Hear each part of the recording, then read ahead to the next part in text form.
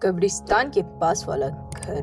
गांव के बच्चे उस घर का नाम सुनते ही चुप हो जाते थे और बड़े लोग उसका जिक्र करते समय आवाज धीमी कर लेते थे। वो घर जो कब्रिस्तान की दीवार से बिल्कुल सटा हुआ था, जहां रात के सन्नाटे में कभी दिए जलते दिखते थे, कभी रोने की आवाज आती थी और कभी किसी और की परछाई कब्रों के बीच घूमती नजर आती थी। लोग कहते थे उस घर में जो रहता है वो ज्यादा दिन जिंदा नहीं रहे। लेकिन सच क्या था? क्या वाकई उस घर में कोई भूत था, या वो घर खुद किसी जिंदा इंसान की सबसे बड़ी सजा थी? शहर से दूर पहाड़ियों के नीचे बसा था रतनपुर गांव। गांव के आखिरी छोर पर था एक पुराना कब्रिस्तान, टूटी हुई चार दीवारी, झुकी हुई कब्रें और नीम व पीपल के सूखे पेड़। उसी कब्रिस्तान से सटा हुआ था एक घर, पुराना पीले रंग का, जिसकी खिड़कियों पर जाले थे और दरवाजा हमेशा आधा खुला रहता था। उस घर को लोग कहते थे कब्रिस्तान के पास वाला घर। एक दिन उस घर में रहने आया अजय वर्मा। अजय शहर में क्लर्क था, पत्नी सुमन और 8 साल की बेटी पायल। शहर में किराया बहुत ज्यादा था।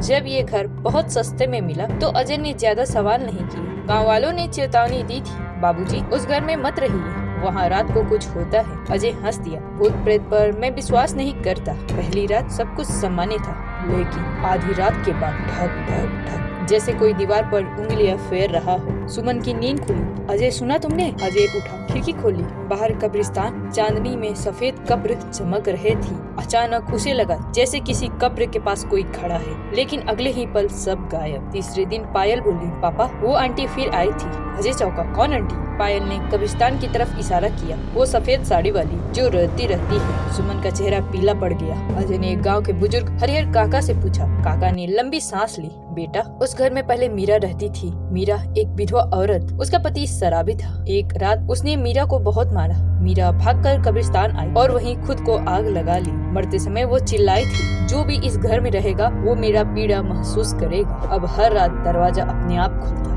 दिए जल जाते। सुमन के कानों में कोई फुसफुसाता, दर्द, बहुत दर्द है। एक रात अजय ने देखा मीरा की परछाई कब्रिस्तान से निकलकर सीधे घर में आ रही थी। एक रात मीरा सामने आई, उसकी आंखें जली हुई थी, आवाज कांप रही थी, मैं भूत नहीं हूँ अजय, मैं एक औरत हूँ जिसे कभी इंसान नहीं समझा गया। उसने बताया ये घर असल में उसके पति की हवेली थी, जहाँ उसने मीरा को रोज मारा। मरने के बाद वो चाहती थी कि यहाँ रहने वाला हर इंसान उस दर्द को महसूस करे जो उसने सहा। मीरा की आत्मा अब पायल के साथ खेलने लगी। एक रात सुमन ने देखा पायल कब्रिस्तान में खड़ी है मीरा के साथ। सुमन चीख पड़ी। अजय ने गाँव के पंडित से पूजा करवाई, लेकिन मीरा बोली, मुझे पूजा नहीं चाहिए, मुझे इंसाफ चाहिए। अजय ने मीरा के पति के गुनाह सबके सामने बताए। कब्रिस्तान में मीरा के नाम से एक चबूतरा बनाया। पहली बार मीरा मुस्कुराई। अगली सुबह कब्रिस्तान के पास वाला घर खाली हो चुका था, लेकिन लोग कहते हैं अगर रात को उस घर के पास से गुजरते समय किसी औरत के रोने की आवाज आए तो समझ लेना वो घर आज भी